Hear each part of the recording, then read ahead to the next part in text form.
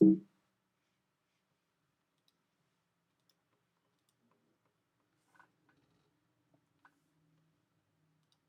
everybody. Today is Friday, September 19th, 2025, and our friends Larry Johnson and Colin Wilkerson are back with us. Welcome back.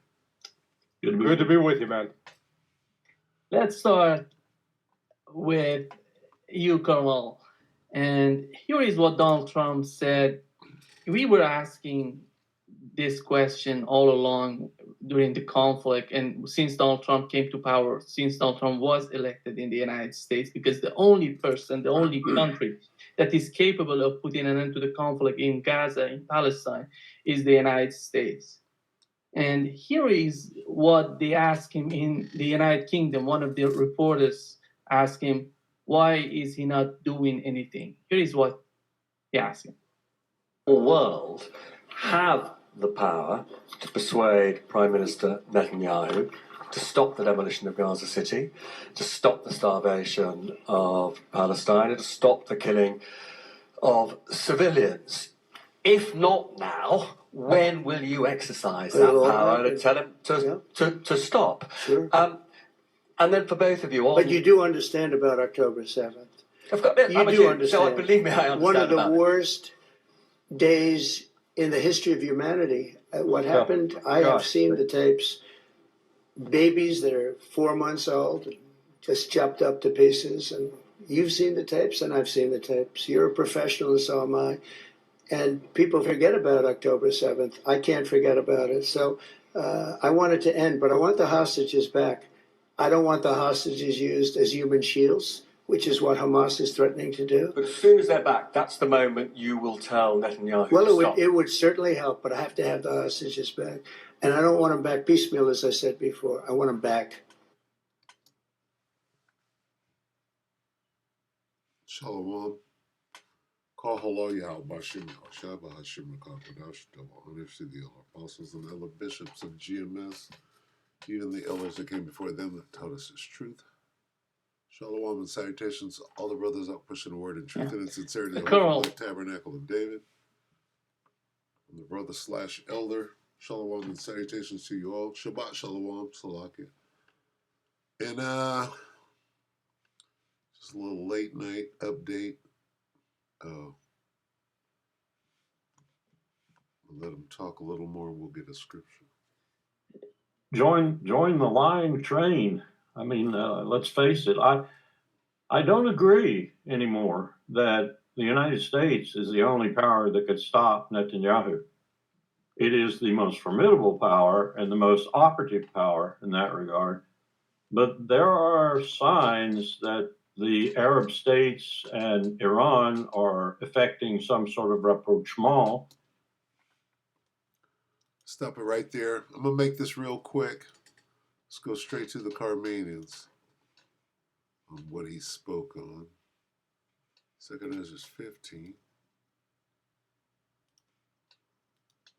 We'll keep it real short and sweet. So this is what's going on. It's what we see. It's what they're speaking on now. 2 Ezra 15, 28. Behold, an horrible vision, and the appearance thereof from the east, where the nations of the dragons of Arabia shall come out with many chariots, and the multitude of them shall be carried as the wind upon the earth, that all they which hear them may fear and tremble. The Arab nations are known as the dragons, right? The Carmanians or the Iranians or the Persians are known as the wild boars. All right, let's carry on from 30. Also, the Carmanians raging in wrath shall go forth as the wild boars of the wood, and with great power shall they come and join battle with them. With who? With the dragons. Right? That's what this man was just talking about. What are they coming up with? Listen one more time. We'll read it again. Chopped up to pieces, and you've seen the tapes, and I've seen the tapes. You're a professional, and so am I. And people forget about October 7th. I can't forget about it. So I want it to end, but I want the hostages back. I don't want the hostages used as human shields, which is what Hamas is threatening to do. But as soon as they're back, that's the moment you will tell Netanyahu Well, to stop. it would certainly help, but I have to have the hostages back. And I don't want them back piecemeal, as I said before. I want them back. Listen to Larry. Colonel, Join the lying train. I mean, let's face it. I don't agree anymore that the United States is the only power that could stop Netanyahu. It is the most formidable power and the most operative power in that regard. But there. Now listen close to what he's about to say, because we just read it. Right? He's going to start with the Arabs, and he's going to say the Iranians, who are the Carmanians. There are signs that the Arab states and Iran are effecting some sort of rapprochement. Qatar had already done that. There are signs that there might be another way to stop Bibi Netanyahu. And I'm not one to say the feckless Arabs will be a part of that. Wait a minute. What signs? These signs, right?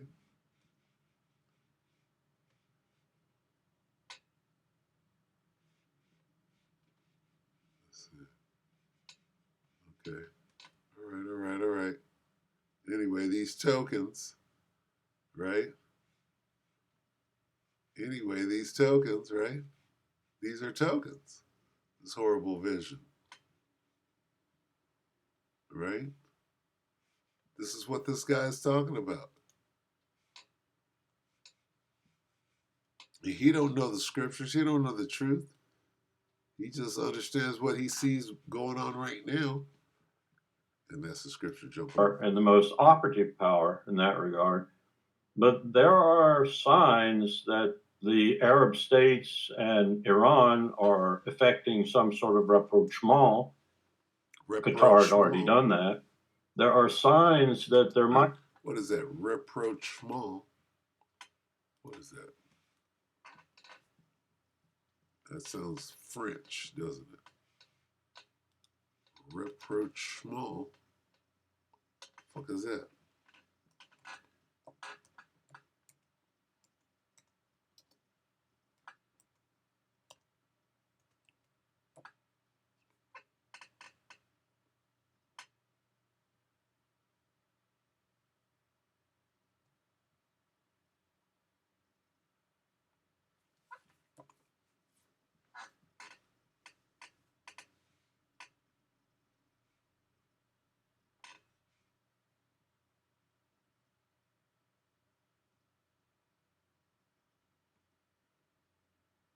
I don't know what the hell he said.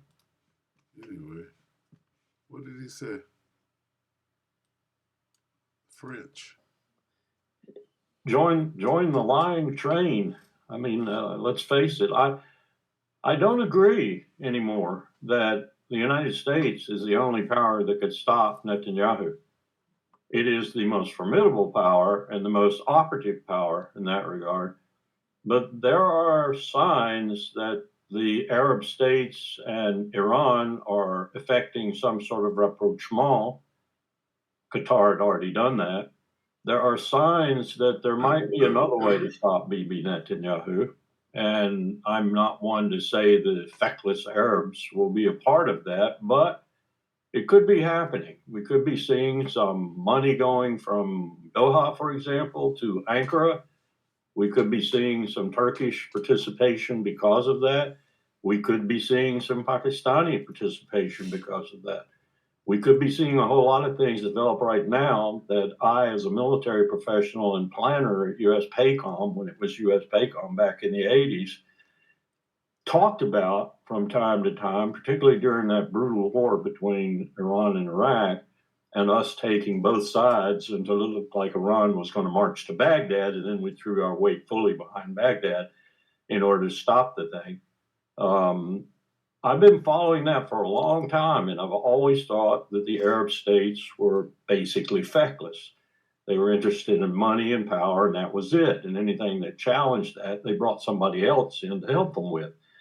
But now, here's what he's about to say.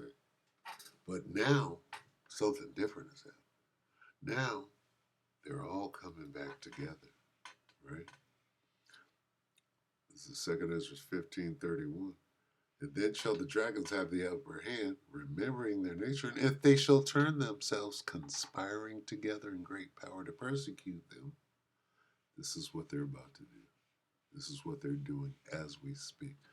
And what are the results? Then these shall be troubled, bled, and keep silence through their power, and shall flee, and from the land of the Assyrians shall the enemy besiege them, right? And consume some of them, and in their host shall be fear, and dread and strife among their kings. This is when they get over here, but over here, them fools are running, right? And bleeding out. Anyway,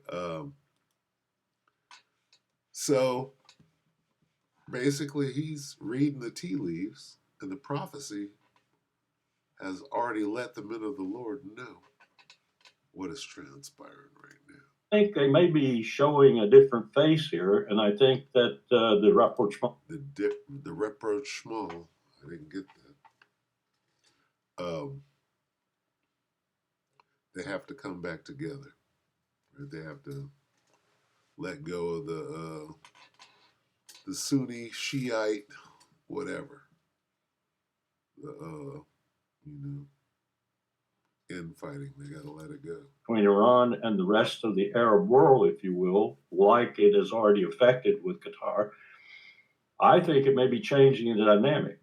But I do agree that the country that could stop it on a dime is ours. And Donald Trump has shown both with regard to Ukraine and Gaza that he is absolutely disinterested in making decisions. So what's going to happen as a result?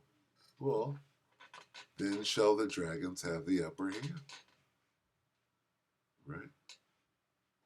Here's what's going to happen. And they're talking about it right there. So you know that the prophecy is jumping off the page. So that's enough with that. We hope that the elect edified you, brothers and sisters. Shabbat shalom.